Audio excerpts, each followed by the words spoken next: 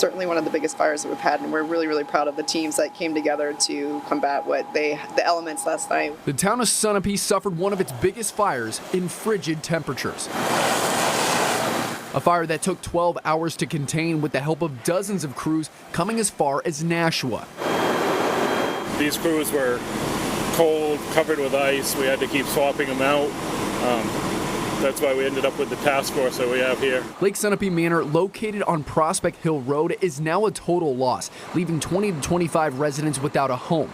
Luckily, no one was hurt, and most of the residents are staying with friends and family. Finding housing anywhere in the state is really, really difficult, but in our area in particular is very, very difficult. A resident that we spoke with told us that when fire crews first arrived, they were told to evacuate just for precautionary measures. However, over the span of 45 minutes, the fire just grew and grew, and now he no longer has a home. The resident wanted to be anonymous, but said, quote, "It's surreal. Everything that I owned was in there. I have my truck and what's on me.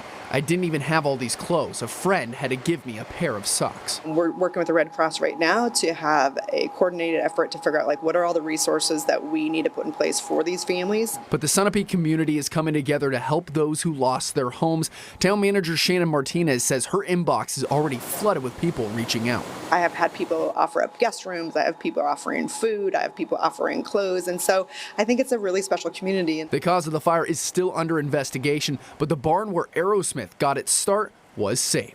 In Sunapee, Troy Lynch, WMUR News 9.